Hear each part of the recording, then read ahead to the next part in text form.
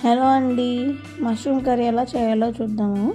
అంటే నాన్ వెజ్ని బాగా మిస్ అవుతుంటారు కదా, నేను చెప్పినట్టు డాబా స్టైల్లో చేసుకుందాం. ఒక్కసారి ఇలా ట్రై చేయండి, చాలా బాగా వస్తుందన్నమాట.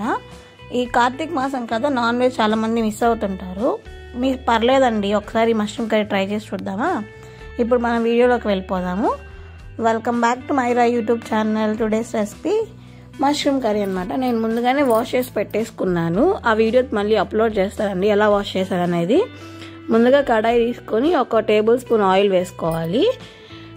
తర్వాత మష్రూమ్ని ఇలా కట్ చేసి పెట్టేసుకున్నాను. దాన్ని కొంచెం వేసేసుకున్నాం. అంటే దీంట్లోనే కొంచెం వాటర్ ఉంటుంది, సపరేట్ అయ్యేంత వరకు వేయించేసుకోవాలన్నమాట. నేను చూపిస్తాను చూడండి. అది వాటర్ బాగా ఎక్కువ వస్తాయి. ఆ వాటర్ వచ్చిన తర్వాత మనం తీసేసుకుందాం, సపరేట్ చేసుకున్న తర్వాత సరిపోతుంది అనమాట. ఇంక మనం వాటర్ వేయాల్సిన అవసరం లేదు. టమోటా, ఆనియన్స్, పచ్చిమిర్చి, కొత్తిమీర నేను కట్ చేసి పెట్టేసుకున్నాను. చూసారు కదా, నేను ఇందాక చెప్పినట్టు వాటర్ బాగా వస్తాయి అనమాట. చూసారా ఎంత బాగా వస్తున్నాయో. మనం ఇంకో వాటర్ పోయాల్సిన అవసరం లేదు. మష్రూమ్స్లో వాటర్ ఎక్కువ ఉంటాయి. ఇలా సపరేట్ చేసేసుకోండి. సపరేట్ చేసుకున్న తర్వాత ముందుగా మిక్సీ జార్ తీసుకొని టమోటో, కొంచెం దాల్చిన చెక్క, జీడిపప్పు, బాదం పప్పు, నేను కొంచెం బాదం పప్పు యాడ్ చేశాను ఫ్లేవర్ కోసం అనమాట. గసగసాలైనా వేసుకోవచ్చు, లేదా నువ్వులైనా వేసుకోవచ్చు. నేను నువ్వులు వేసాను. తర్వాత మిక్సీ పట్టేసుకున్నాను. అదే కడాయిలో కొంచెం ఆయిల్ వేసుకొని ఆవాలు, జీలకర్ర వేసేసుకున్నాను అనమాట. కొంచెం బిర్యానీ దినుసులు అంటే తెలుసు కదా మనకి, అవి వేసేసుకొని తర్వాత చాప్ చేసుకున్న ఆనియన్స్ వేసేసుకొని ఇవి బాగా ఫ్రై అయిపోవాలి. దీన్ని బాగా ఫ్రై చేసుకున్న తర్వాత, అంటే ఇది గోల్డెన్ బ్రౌన్ వచ్చేంత వరకు ఫ్రై చేసుకుంటే మనకు మష్రూమ్ కర్రీ అనేది ఎంత పర్ఫెక్ట్గా వస్తుంది.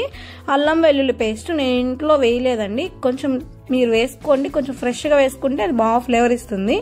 తర్వాత కరివేపాకు వేసుకున్నాను. ఇది కూడా కరివేపాకును కూడా బాగా ఫ్రై అయ్యేంత వరకు మిక్స్ చేసేసుకొని ముందుగా తయారు చేసి పెట్టుకున్న పేస్ట్ ఉంటుంది కదా, దాన్ని కొంచెం యాడ్ చేసేసుకున్నాము. ఇప్పుడు అది బాగా మిక్స్ చేసేసుకోండి.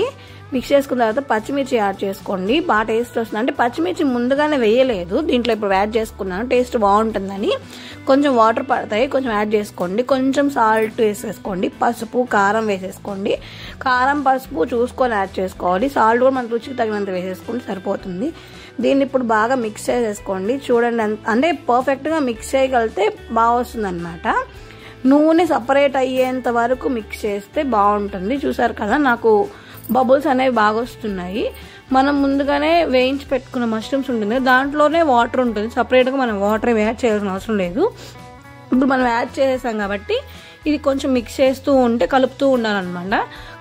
లో ఫ్లేమ్లో పెట్టి కలపండి, కొంచెం బాగుంటుంది. ఇప్పుడు నేను ధనియాల పౌడర్ యాడ్ చేశాను.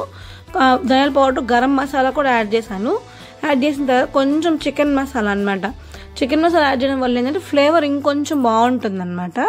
ఇప్పుడు బాగా కలుపుతూ ఉండాలి. ఎంత మిక్స్ చేస్తే బాగా వస్తుంది. చూసారు కదా, నాకు కరెక్ట్గా ఇది బాగా ఉడకడానికి నాకు ఒక 10 minutes పట్టింది. ఇప్పుడు బాగా ఉడికిపోయిందండి. నేను హై ఫ్లేమ్లో పెట్టాను, ఇందాక లో ఫ్లేమ్లో పెట్టి ఉడికించాను అనమాట.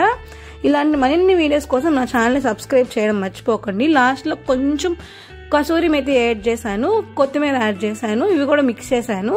Thanks for watching. ట్రై చేయండి, ఎలా వచ్చిందో నాకు కామెంట్ చేయండి. ఛానల్